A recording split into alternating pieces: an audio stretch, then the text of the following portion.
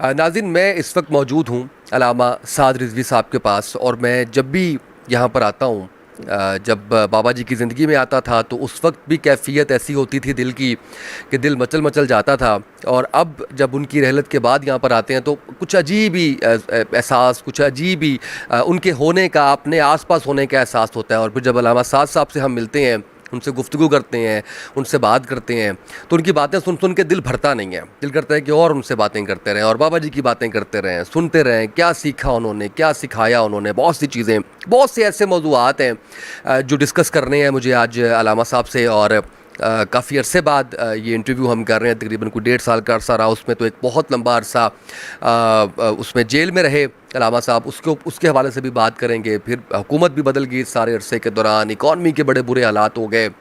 یہ تمام چیزیں ہیں جو ہمارا آج کا موضوع ہے، جس کے اوپر ہم بات کریں گے۔ لیکن سب سے پہلے بہت شکریہ آپ کا علامہ صاحب، آپ نے وقت دیا، خصوصی آپ کی شفقت کہ آپ ہمیشہ جب بھی آپ کو عرضی ڈالتے ہیں آپ ہمیں وقت دیتے ہیں، اور آپ کے چاہنے والے بھی ہمیں مسلسل کہتے ہیں کہ آپ جلد از جلد یہ انٹرویو کا سلسلہ جو ہے وہ کیا کریں تاکہ لوگ آپ کو زیادہ زیادہ سن سکیں۔ سب سے پہلے اتنا لمبا عرصہ جیل میں گزارا آپ نے، کیسا ٹائم گزرا وہاں پہ؟ اتنے مہینے، اپریل سے لے کے نومبر تک، شدید گرمی کا جو ہے وہ موسم، اس کے اندر کچھ سہولیات دی تھیں یا کس طرح سے رہا، اور کیسے یہ عرصہ گزار دیا آپ نے؟ بسم اللہ الرحمن الرحیم۔ سب سے پہلے تو بہت شکریہ کہ آپ تشریف لائے، جزاک اللہ۔ اور آپ کی محبت، اور ہم آپ کو ایک صحافی کے ساتھ اپنا بھائی بھی سمجھتے ہیں جزاک اللہ۔ کہ جو کچھ حق سچ کوئی دکھانے کی کوشش کرے، وہ اپنے طور پر ہو، جیسے بھی ہو، تو وہ ہمارے سر کا تاج ہے۔ اور جیل تو بابا جی کہا کہتے ہیں، اوقات ہمہ بود کے بسر یار بود، باقی بے حاصلی و بے خردی بود۔ تو جیل کا وقت تو بہت قیمتی ہے کہ وہ مالکوں کے ایک ڈیوٹی کے لیے، ایک کام کے لیے، ایک مشن کے لیے، ایک نظریے کے لیے، جس نظریے کے لیے بابا جی نے ہمیں زندگی میں پڑھایا اور اسی نظریے کے اوپر لے کر چلے، اور ہر میدان عمل میں ساتھ رکھا، اسی نظریے کی اوپر چلنے کے لیے اسی سفر کے دوران جیل گئے۔ تو جیل تو ایک بڑا حسین لمحات کا وقت تھا، گزر گیا۔ ہوتی نہیں ہے حسین جیل ویسے کبھی؟ جی ہو جاتی ہے اگر ان کے نام پر ہو۔ واہ، کیا بات ہے، کیا بات ہے۔ اچھا مجھے یہ بتائیے گا کہ ابھی جو کہ بہت ہی اہم معاملہ ہے جس کا میں انٹرو میں ذکر کرنا بھول گیا، وہ یہ ہے کہ انڈین جو بی جے پی کے رہنماؤں نے بات کی ہے نبی پاک صلی اللہ علیہ وآلہ وسلم کی شان میں، اس حوالے سے میں نے تو آپ کا بیان دیکھا، میں یہ چاہتا ہوں کہ عوام کو پتہ چلے کہ کیا وجوہات ہیں کہ آپ کا بیان ٹائملی لوگوں تک کیوں نہیں پہنچا، وہ کون سی پابندیاں ہیں؟ کیونکہ میں نے سوشل میڈیا پہ دیکھا کچھ لوگوں نے آپ کی پکچرز شیئر کر کے کہا کہ مولانا سعد رضوی صاحب کا اس کے اوپر بیان نہیں آ رہا، اس کے اوپر کوئی اسٹریٹجی نہیں آ رہی ان کی جماعت کے حوالے سے۔ تو میں تو یہ جانتا ہوں کہ کس کس سوشل پلیٹ فارم پہ، کس کس میڈیا پہ کیا کیا پابندیاں ہیں، لیکن میں چاہتا ہوں کہ چاہنے والوں کو آپ بھی بتائیے کہ کیا اس کی وجہ ہے۔ بسم اللہ۔ وہ بات یہ ہے کہ جو اس کے اوپر بیان تھا، وہ سب سے پہلے پچھلے اتوار، یہ تو لوگوں کو کل اور پرسوں ایک پوری دنیا میں ایک ٹرینڈ چلا، اور اس کے بعد اللہ رسول اللہ یا مودی ایک وہ عرب ممالک سے بھی چلا، تو اس سے پہلے پچھلے اتوار ہی ہم نے بالکل واضح طور پر مودی حکومت اور اس کے رہنماؤں کو پیغام دیا تھا کہ سب کچھ برداشت ہو سکتا ہے، اپنے آقا و مولا صلی اللہ علیہ وسلم کی حرمت پر ایک لفظ برداشت نہیں ہو سکتا۔ اور لوگ یہ سمجھتے ہیں کہ ہمارا کوئی بیانیہ کو تھوڑا سا ہلکا ہے، ہم نے تو اس کو کہا کہ اس کی ایک ہی سزا ہے، وہ سر تن سے جدا ہے، گستاخ رسول کی ایک ہی سزا ہے، کیونکہ یہ بیانیہ امت کا بیانیہ ہے کہ من سب نبی فاقتلوہ۔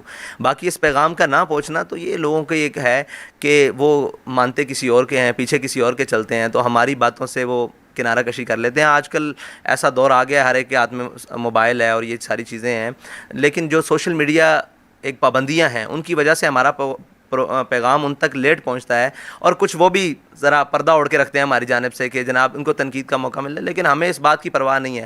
ہمیں سبق یہ پڑا ہے کہ انہیں جانا، انہیں مانا، اس میں کوئی بھی دنیا کا ہو، جب بڑے بڑے جناب اس معاملے میں بڑی سختیاں تھیں اور سارا کچھ، ہم نے تب نہیں بات کرنی چھوڑی۔ یہ تو ہماری زندگی کا مقصد ہی یہ ہے کہ ہم نے حضور کی ناموس پر پہرا دینا ہے، اور نماز اچھی، روزہ اچھا، حج اچھا، زکوٰۃ اچھی، مگر میں باوجود اس کے مسلمان ہو نہیں سکتا۔ یہ تو ہم لوگوں کو سبق دیتے ہیں، ہماری طرف سے کوئی کمی کوتاہی، یہ لوگوں تک دیر کا پہنچنا یہ انہی مواصلات کی جو پابندیاں ہیں اور ان کا ذریعہ ہے، ورنہ تو ہماری طرف سے تو اسی وقت پیغام آ گیا، اور اس کا ہم نے نتیجہ بھی بتا دیا کہ اس کی سزا موت ہی ہے۔ وہ کوئی مسلمان اس کو موت کے گھاٹ اتار دے یا اس کی حکومت قانون اس کو گرفت میں لے، اگرچہ انڈیا ہے وہاں پہ تو یہ قانون نہیں ہوگا، قانون جس ملک میں ہے وہاں بھی رونا پڑتا ہے گستاخ رسول کو پکڑوانے کے لیے، تو وہ انڈیا ہے، لیکن اس کی سزا وہی ہے، جو کہہ دیا گیا کہ گستاخ رسول کی ایک سزا سرطن سے جدا. اور مودی کہتا ہے کہ میں نے اس کی مذمت نہیں کرنی. تو میں نے کہا, رات میں بھی کہا کہ تم مذمت نہ کرو, پھر لبیک والے تمہاری مرمت کریں گے انشاءاللہ. جی مذمت کر دی ہے اس نے, معافی کا مطالبہ بھی کر دیا اس نے. چلیں اچھی بات ہے. اچھی بات یہ ہے کہ دنیا میں امن اگر قائم ہو سکتا ہے تو وہ ہمارے آقا مولا صلی اللہ علیہ وسلم کی عزت اور ناموس کو مان کر ہو سکتا ہے. اگر کوئی دنیا کا بدامنی چاہتا ہے تو وہ دیکھ لے مسلمانوں کو چھیڑ کر. وہ جہاں بھی کئی بات ہوگی, دیکھا نہیں آپ نے پوری امت میں, یہ فاقہ کش جو موت سے ڈرتا نہیں ذرا, روح محمد اس کے بدن سے نکال دو, یہ نہیں نکالی جا سکتی. یہ تعلق نہیں توڑا جا سکتا. یہ تعلق عرب ہو, اجمی ہو, کالا ہو, گورا ہو, کہیں بھی کا بھی ہو, جب اس کے آقا کے بارے میں صلی اللہ علیہ وسلم کے بارے میں بات ہوگی تو وہ مچل جائے گا. اور اس میں تو آپ کو پتہ ہے کہ ہمارے قائد نے ہماری تربیت ہی اس ماحول میں کی ہے. کوئی جناب کہیں سے ٹیڑھی آنکھ ہوتی بعد میں ہے تو ہم تو اس کو نکالنے کے لیے پہلے ہاتھ بڑھا دیتے ہیں. مجھے علامہ صاحب یہ بھی فرمائیے گا کہ جس طرح سے عرب ممالک نے بڑا معیشت کے اوپر سمجھیں کہ آپ قدم اٹھایا اور انڈین پروڈکٹس کا بائک آؤٹ کر دیا, جس کی وجہ سے مودی جو ہے وہ اس نے کہا کہ جی معافی مانگیں اور ہم اس کو ڈسمس کرتے ہیں, سسپینڈ کرتے ہیں. اب سمجھتے ہیں کہ پاکستانی عوام کو بھی اور کچھ نہیں تو اس طرح کے اقدامات کرنے چاہیے. جی اس طرح کے اقدامات کرنے چاہیے, بالکل کرنے چاہیے. لیکن دیکھیں عرب ممالک میں ریاستی سطح پر ہوا ہے. ان کے مفتیان کرام جو مطلب ریاست کے مفتی ہیں انہوں نے اعلان کیا اور اس کے بعد یہ ہو گیا. اسی طرح اگر ہماری ریاست بھی کسی موقع پر بھی ایسا ہو تو ڈٹ کے کھڑی ہو جائے. زیادہ سے زیادہ کیا ہوگا, کچھ بھی نہیں ہوگا. یہ کفر بابا جی فرماتے تھے تم میدان میں نکلو تمہارے پاؤں میں گر جائے گا. آج تک ہم ان کو جناب کہتے رہے کہ یورپی یونین سے کیسے تعلقات توڑیں, ہم ان کو ڈیفینڈ کرتے رہے. ہم نے عملی اقدامات کیے, انہوں نے ذرا عملی قدم اٹھایا, دیکھیں کفر کی لیگ فوراً گر گئی ہے. اور ان کی ضرورت, انہوں نے معافی مانگنے کا بھی اعلان کر دیا, سارا کچھ اعلان کر دیا. اور اس کو جو بھی ہے, اگر ہم آگے سے ان کے ساتھ یہ جو ہمارے حکمران یہ کہیں کہ اس کو جناب قانون کے تحت اس کو جو بھی ہے سزا دی جائے تو وہ بھی ہو سکتا ہے. لیکن مسئلہ یہ ہے کہ ان کے اندر دم خم نہیں ہے. یہ ڈرتے ہیں ہمیشہ, معیشت کو رہتے ہیں. معیشت کون سی بہتر ہو گئی ہے؟ اگر ہم نے فرانس کو جواب نہیں دیا, معیشت بہتر ہو گئی ہے؟ معیشت تو اور ہو سکتا ہے کہ جنہوں نے جواب دیا ہے اللہ بڑا غیرت مند ہے اپنے حبیب کی عزت میں, جنہوں نے جواب دیا ان کی معیشت میں برکت آ سکتی ہے. لیکن جنہوں نے جناب ایک مدانت کا شکار ہوئے ہیں, انہوں نے بےغیرتی کا اظہار کیا ہے مطلب کھلے الفاظ میں, تو ان کو ہمیشہ معیشت کا ہی رونا ہے. ان کو ڈر معیشت کا تھا تو معیشت تو 200 سے اوپر ڈالر بھی چلا گیا, اب پیٹرول بھی چلا گیا, سارا کچھ جائے گا. تو یہ ایک ہی طریقہ ہے کہ اگر آپ نے عزت کے ساتھ غیرت کے ساتھ جینا ہے تو اپنے حبیب صلی اللہ علیہ وسلم کی عزت پر پہرا دینا سیکھیں, اور ان کی جب عزت کی بات آ جائے تو ساری چیزیں پیچھے کر دیں. یہی مومن کا خاصہ ہے, اور عرب ممالک نے بڑا اچھا قدم اٹھایا ہے. اور انشاءاللہ اگر ساری امت اس پر یکجا ہو جائے تو کسی کی جرت ہی نہیں ہے کہ ہمارے آقا مولا صلی اللہ علیہ وسلم کی ناموس کی طرف میلی آنکھ بھی دیکھے. بالکل ایسی ہے, اس میں کوئی شک نہیں ہے. اچھا وہ سخت الفاظ آپ بھی کہتے ہیں, میں تو بس اسی چیز کے اندر ہوں. بابا جی کے بارے میں بتا رہا کہ بڑے سخت الفاظ جو ہے وہ کہے جاتے تھے, اور یہ شاید ضروری بھی ہے. نبی پاک صلی اللہ علیہ وسلم کی حرمت کے اوپر کسی قسم کا کوئی کمپرومائز کسی صورت نہیں ہونا چاہیے. اچھا اب مجھے یہ بتائیے گا کہ اس حوالے سے کوئی جماعت کا لایا عمل بھی ہے یہ اسی انڈین معاملے کے اوپر, یا آپ سمجھتے ہیں کہ آپ فورس کر رہے ہیں حکومت کو کہ حکومت اس کے اوپر جو ہے وہ قدم اٹھائے؟ نہیں انشاءاللہ ہم احتجاج بھی کریں گے, بڑے پیمانے پر احتجاج بھی کریں گے, اور حکومت سے بھی مطالبہ کرتے ہیں کہ جناب آپ اس کے اوپر زیادہ سٹینڈ لیں, کیونکہ ریاست یہ اسلامی جمہوریہ پاکستان ہے نا, یہ مسلمانوں کی ریاست ہے, اس میں بسنے والے اکثریت مسلمانوں کی ہے, اور یہ لا الہ الا اللہ محمد رسول اللہ کے نعرے پر اس ریاست کا وجود ہوا ہے. تو ان کا کام ہے نا کہ یہ سب سے پہلے بنے. سب جو کہتے تھے وہ جو ابھی اتر گیا ہے اور جو ابھی آئے ہیں سب کہتے ہیں ہم عاشق رسول ہیں, تو عشق رسول کا اظہار اس وقت پتہ لگتا ہے جب کوئی مخالف سامنے آ جائے. ویسے تو گھر بیٹھے بٹھائے ساری جناب ایک ہائیبریڈ قسم کے عاشق رسول ہیں, لیکن جب جواب دینے کا وقت آتا ہے, جب موقع بنتا ہے, جب آپ کے عشق کا امتحان آتا ہے, تب پتہ لگتا ہے کہ یہ کتنا عاشق رسول ہے. اور یہ گھر بیٹھے تو سب عاشق رسول بن رہے ہیں, اور انشاءاللہ اس کے اوپر عملی اقدامات کے طور پر جہاں تک ہمیں جانا پڑا انشاءاللہ جائیں گے. لیکن دیکھیں امت کے کھڑے ہونے سے ایک واضح پیغام دنیا کو چلا گیا ہے کہ دیکھیں عرب ممالک بھی کھڑے ہوئے, اب ان کو سب سے آخر میں یاد آیا.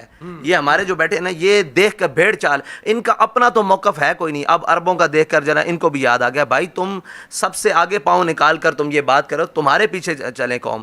مطلب پاکستان دنیا کی امامت اسی مسئلے میں کر سکتا ہے, اور تو معیشت تو آپ کے پاس ہے نہیں, ملک کا تو بیڑا غرق کر دیا ہر لحاظ سے, اور جناب جہاں جاتے ہو پاکستان کو کشکول نما ایک ملک بنا کر رکھ دیا ہے اور جناب مانگنے والے مشہور ہو گئے دنیا میں. اگر تم دنیا کی امامت کر سکتے ہو تو کسی ایسے اقدام سے ہی کر سکتے ہو جو اقدام ناموس رسالت, ختم نبوت اور دین اسلام کی سربلندی سے ہو, تاکہ پوری امت اور جو اسلامی ممالک ہیں تمہارے پیچھے لگ کر چلیں.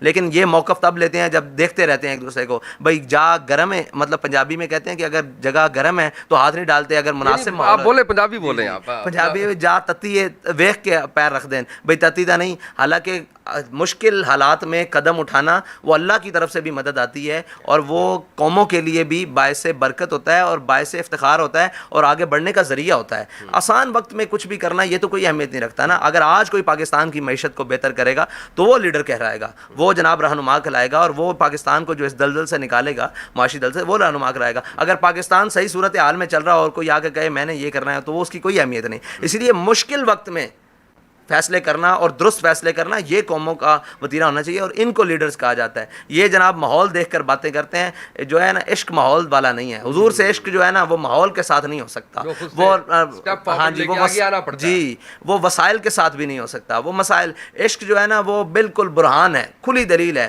وہ حضور کے ساتھ جو عشق ہے نا وہ بالکل کسی سوچے سمجھے کے بعد. بابا جی فرماتے تھے کہ یہ انے واہ عشق کرنے کی جگہ ہے. جب یہ حضور کے ناموس کے مسئلے میں انے واہ ہو جائیں گے نا, اس دن اللہ تعالیٰ ان کو پوری دنیا میں بھی عزت دے گا. کیا بات ہے. اچھا, ایک بہت اہم چیز جو بڑی گردش کر رہی ہے, پاکستانی وفد اسرائیل گیا. اس سے پہلے ہم نے دیکھا کہ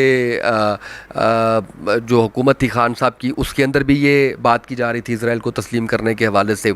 احمد قریشی جو کہ اینکر ہیں, ان کے بارے میں کہا جا رہا ہے کہ وہ اسرائیل گیا, جو انہوں نے انکار کر دیا اس حوالے سے. لیکن وہ جو خاتون ہے امریکن پاکستانی, انہوں نے اس بات تک کہا کہ جی بالکل ہم لوگ وہاں پہ گئے تھے اور ہم بین المذاہب ہم آہنگی جو ہے وہ کرنا چاہ رہے ہیں. کیا رائے ہے اس حوالے سے؟ پہلے رائے بتائیں, پھر اگلا سوال اس سے جڑا ہوا میں کرتا ہوں. اسلام میں بین المذاہب ہم آنگی نہیں ہے. اگر بین المذاہب ہم آنگی ہوتی تو حضرت عمر کبھی بھی فتح بیت المقدس نہ کرتے, کیونکہ وہ تو لگے ہوئے تھے اپنے انہوں نے بنایا ہوا تھا سارا کچھ. لیکن حضرت عمر نے فتح بیت المقدس کیا, وہاں سے نکالا ساروں کو. یہ جو بین المذاہب ہم آنگی کے نام پر پورے جناب یہ تماشا لگایا گیا, اس کی ایک وجہ ہے کہ جب آپ ڈالر مانگنے جاتے ہیں کسی سے, جب آپ بھکاری بنا دیتے ہیں قوم کے جناب بڑوں کو اور یہ مانگنے چلے جاتے ہیں ڈالر, تو وہ اپنی مرضیاں کرتے ہیں. وہ کہتے ہیں چلو, اور اسلام نے کہا یا ایھا الذین لا تتخذوا اليہود والنصارى اولیاء بعضهم اولیاء بعض, تو یہ تمہارے دوست نہیں ہو سکتے, یہ ایک دوسرے کے دوست ہیں. اور یاد رکھنا تم سے راضی نہیں ہو سکتے جب تک تم ان کے دین پر نہ آ جاؤ. تو یہ ہم آنگی کا تو چکر ہی کوئی نہیں ہے. ہم آنگی, مجھے یہ بتائیں کہ جو فلسطین کو ہڑپ کر رہا ہو اس کے ساتھ ہم آنگی ہو سکتی ہے؟ جس نے ہمارے بیت المقدس کے اوپر قبضہ کر کے رکھا ہو اس کے ساتھ ہم آنگی ہو سکتی ہے؟ یہودی نو آبادی جناب آبادکاری کر رہا ہو اس کے ساتھ ہم آنگی ہو سکتی ہے؟ یعنی کہ ایک طرف ہم فلسطین کے رومال گلے میں ڈال کر اسمبلیز میں آتے ہیں, یکجہتی کا اظہار کرتے ہیں, اور ایک طرف ہم وفد ان کے کہتے ہیں نا شہباز شریف, اس لیے کہتے ہیں ان کو کہ وہ تھوڑا ڈرامہ کرتے ہیں. جی جی, یہ سارے ڈرامے کرتے ہیں جو ایک کوئی ریاست مدینہ. تسلیم نہیں کرنا چاہیے, بالکل نہیں کرنا چاہیے اسرائیل کو تسلیم. کیوں نہیں کرنا چاہیے؟ یہ سوال ہے بہت سے لوگوں کا. اس لیے نہیں کرنا چاہیے کہ وہ قابض ہے, اس کا وجود نہیں ہے. اس نے ہماری ریاست فلسطین کے اوپر قبضہ کیا ہے. اگر اس کا کوئی وجود ہو کہیں ہو تو وہ اپنا وجود ثابت کرے. وہ تو ریاست ہماری ہے اور اس کے اوپر آ کر وہ قابض ہے, اور اس کو ایک ایجنڈے کے تحت, پوری عالمی ایجنڈے کے تحت امریکہ اور سارے یہ وہ, کیونکہ جو مسلم کی رگے وہ کیا کہتے ہیں, وہ جو پنجہ یہود میں ہے نا, تو یہ جو معاشی سارا یہ سسٹم ہے پوری دنیا میں یہ یہودیت کا ہے نا, تو وہ مجبور کرتے ہیں ان کو, اس قبضے کو ہم لیگل کر دیں گے, لیگل کر دیں گے. اور وہ تو جب لیگل کر دیں گے اس کے بعد نتائج آپ خود دیکھ لیں گے کہ ابھی تو ہم نے اس کو مانا نہیں ہے. یہ صورت حال ہے. جس دن اس کو آپ تسلیم کر لیں گے وہ تو ایک قوت بن جائے گا اور پوری دنیا پہ. اور اسرائیل سے خطرناک اس خطہ وجود پہ کوئی ملک نہیں ہے, کیونکہ اسرائیل کا ہی پودا قادیانیت ہے. یہ میں آپ کو وہ باتیں بتا رہا ہوں کیونکہ وہ اپنے آپ کو پاور میں لانے کے لیے ہر ایک ٹول کو یوز کر رہے ہیں. جی سب کچھ, یہ سارا کچھ. تو یہ معیشت پر قبضہ کر رہے ہیں, سارے اسلحے کو جمع کر رہے ہیں. یہ کس لیے کر رہے ہیں؟ امن کے لیے کر رہے ہیں. وہ امن ہوتا تو وہ کبھی بھی فلسطینیوں کے اوپر ظلم نہ کرتے. آج بھی فلسطینیوں کو 15 دن بعد پانی کا ٹینکر دیا جاتا ہے جو ان کی اپنی زمین ہے.